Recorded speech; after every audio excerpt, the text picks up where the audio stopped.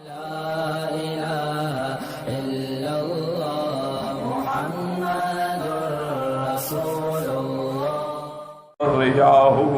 حضور نے فرمایا تمہیں بتاؤں کہ سب سے بہتر خزانہ کیا ہے کہ المرأۃ الصالحہ کے گھر کے اندر صالح بیوی ہو، دین والی بیوی ہو، اور اس کے اندر 3 صفتیں ہونی چاہیے. یاد رکھیں، اگر میری بیٹیاں، میری بہنیں حضور کے اس فرمان کو بالکل مضبوطی سے پکڑ لیں تو ان کے گھر دنیا میں جنت بن جائے. حضور نے فرمایا کہ پہلی کی تو یہ ہے کہ جب خامد آئے، اذا نظر، جب اپنی بیوی پہ نظر ڈالے تو خوش ہو جائے، کہ بیوی خوش ہو کے استقبال کرے، اس کے لیے تیاری کرے، لوگوں کے لیے میک اپ سنگار نہ کرے. ہمارے ہاں تو یہ رواج ہے نا کہ شادیوں پہ تو بنیں گے اور سنوریں گے اور جوڑے اور کپڑے اور زیور، لیکن اپنے گھر میں جب بھی ہوں گے تو ہر وقت جو ہے برے حال میں. حالانکہ سب سے زیادہ حکم تو یہ ہے کہ آدمی اپنے خاوند کے لیے بنے سنورے.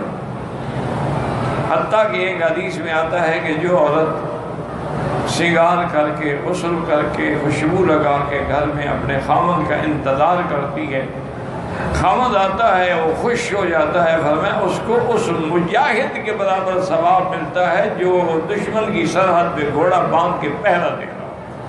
یعنی مجاہد، جیسے وہ مجاہد دشمن کو روک رہا ہے، یہ شیطان کو روک رہی ہے. تو سب سے پہلی خوبی تو عورت میں یہ ہو کہ اذا نظر سرت ہو، جب دیکھے تو خوش ہو جائے. وَإِذَا أَمَرَهَا أَطَاعَتْ ہو، جب خامد کوئی حکم کرے تو اس کی تعمیل. حتیٰ کہ ایک روایت میں تو یہ سخت لفظ بھی آیا ہے کہ اگر خامد کہے کہ یہ پتھر اٹھا کے اس پہاڑ پہ رکھو، وہ رکھ رہ سکے، اب ان کو اتار کے پھر یہاں رکھو، تو اس کو کرنا چاہیے کہ اس کے لیے اطاعت ضروری. اور اسی طرح یہ بھی متفق علیہ فقہا کا مسئلہ ہے کہ کوئی عورت نفلی روزہ یا نفلی نماز یا اعتکاف خاوند کی اجازت کے بغیر نہیں رکھ سکتی، ورنہ اس کو کوئی ثواب نہیں. اور جی میں نے تو روزہ رکھنا ہے، خاوند کو اگر خواہش ہو تو پھر وہ کیا کرے گا؟ اسی لیے بی بی ام سلمہ رضی اللہ تعالیٰ عنہ فرماتی ہیں کہ حج کے موقع پر جب عرفات سے ہم مزدلفہ پہنچے تو حضور پاک نے گھر والیوں کو حکم دے دیا کہ 12 بجے رات کے بعد آپ منا چلی جائیں، اور صبح ہی منا میں جا کے اپنی گھڑگری مار لیں، اس کے بعد آپ کی قربانی ہو جائے گی، پھر آپ احرام کھول لیں، پھر طواف زیارت ہوگا. تو بیوی سے فرماتی ہیں کہ ہم جلدی سے وہاں سے آئے، منا پہنچے، اس کے بعد اپنی رمی کی، قربانی کی، مکے میں آ کے طواف زیارت کر کے فارغ ہو گئے، تاکہ ہو سکتا ہے کہ حضور بلا لیں. کسی بیوی کو خیمے میں بھی بلائے، بیوی ہے. تو اتنے بڑے حقوق ہیں خاوند کے. یہ بھی حضور نے فرمایا کہ اگر اللہ کے سوا کسی غیر کو سجدے کی اجازت ہوتی تو میں بیوی کو حکم دیتا کہ شوہر کا سجدہ کرے. اور یہ بھی حکم ہے کہ خاوند کی اجازت کے بغیر عورت اپنے گھر سے باہر نہیں جا سکتی. حتیٰ کہ فقہاء نے لکھا ہے اس کا کوئی بھائی، کوئی عزیز، کوئی باپ بھی فوت ہو جائے، جب تک اجازت رہے وہ گھر سے نہیں نکل سکتے.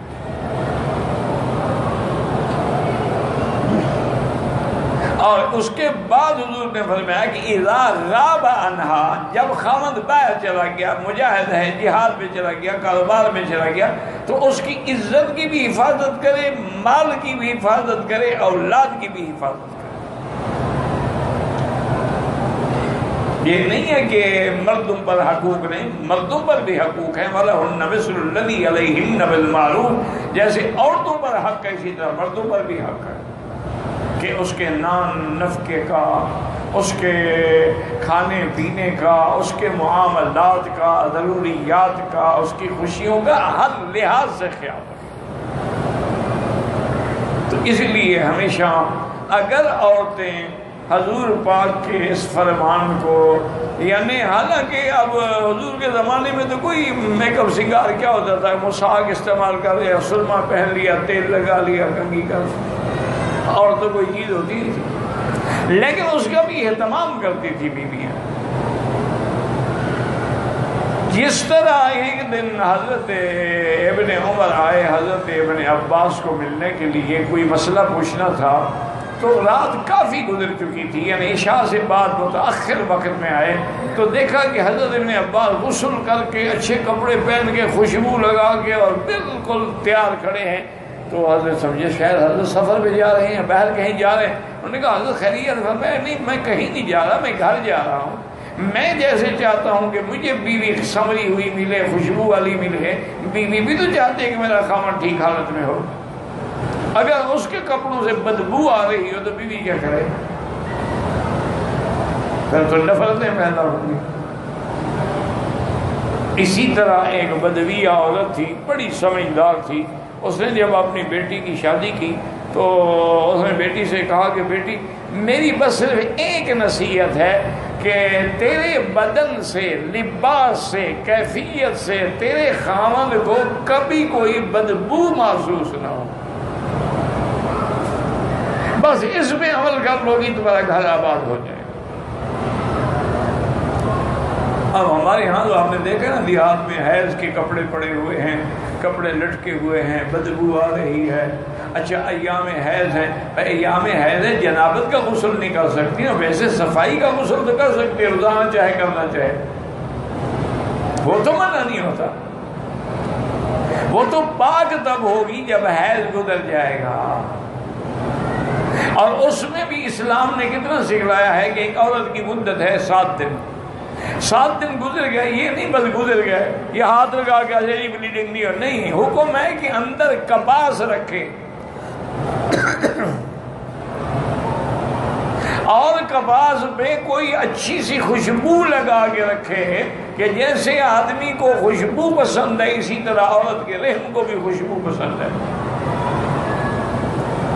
اور دوسرا اس خوشبو کا فائدہ یہ ہوتا ہے کہ اندر جو بدبو ہے، کریا ہے، وہ گندا خون گزرتا رہا ہے، وہ بھی صاف ہو جاتا ہے۔ حضور کی خدمت میں ایک عورت آئی، اس نے آ کے پوچھا کہ یا رسول اللہ میں اگر حیض سے پاک ہو جاؤں تو غسل کرنے کا طریقہ کیا ہے؟ حضور نے فرمایا بیٹی پہلے تو کپاس اندر رکھو، تسلی کرو بھی خون بند ہو گیا ہے۔